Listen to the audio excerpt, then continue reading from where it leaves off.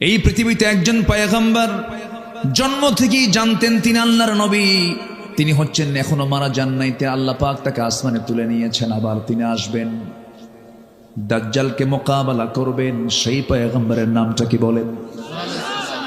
এই নবী ছাড়া কোন নবী জানতেন না আমি নবী হব, শিশুকালে কেউ জানতেন না এটা, কিন্তু তিনি জানতেন। কেন?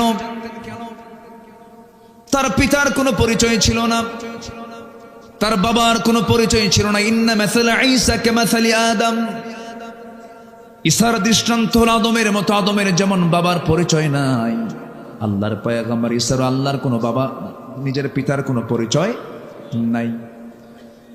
কিন্তু ঈসা আলাইহিস সালাম যখন মার গর্ভে যখন ছিলেন, আল্লাহর ফয়সালা, পিতৃহীন সন্তান আল্লাহ তাআলা মারিয়ামকে দান করলেন, স্বামী ছাড়া সন্তান দিয়ে দিলেন।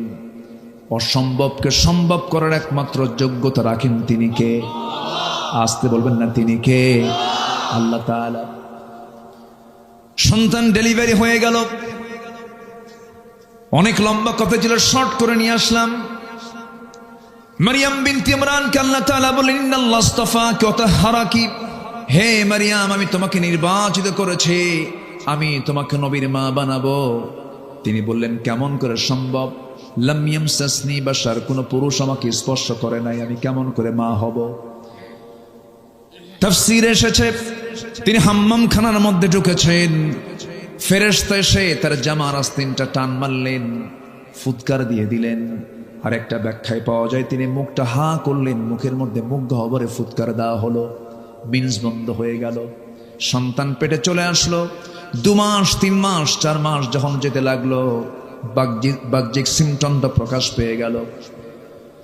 সবাই বলতে লাগলো, মারিয়াম এটা কেমন কথা, তোমার পেটের সন্তান কেমন করে আসলো, এত বড় অঘটন তোমার জীবনে কে ঘটায়া দিল? তিনি বললেন, আল্লাহর কসম করে বলি, কোন পুরুষ আমাকে স্পর্শ করে না, আল্লাহ তাআলা আমাকে দান করেছেন।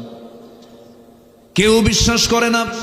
মারতে মারতে সেই বাইতুল আকসার 500 থেকে তাকে ঘাড় ধাক্কা দিয়ে বের করে দেওয়া হলো। সেই মহিলাকে, যে মহিলা আল্লাহ তাআলা এমন সম্মান তাকে দিয়েছেন, একমাত্র নারী পৃথিবীতে, যিনি দুনিয়াতে বসেই তিনি জান্নাতের খাবারগুলো খেয়েছিলেন। সেই মারিয়ামকে আল্লাহ তাআলা এত সম্মান দিয়েছেন। গোটা কোরআন সূরা ফাতিহা থেকে শুরু করে নিয়ে নাস পর্যন্ত যত সূরা, যত আলোচনা আল্লাহ তাআলা কোরআনে করেছেন, বহু নারীর ইতিহাসও টেনেছেন, নবীর নামও নিয়েছেন, কাফেরদের নামও নিয়েছেন, সাহাবীর নামও নিয়েছেন। একজন সাহাবীর নাম হচ্ছে যায়েদ, ফাকালা যাইদুম মিনহা, সাহাবীর নামও নিয়েছেন।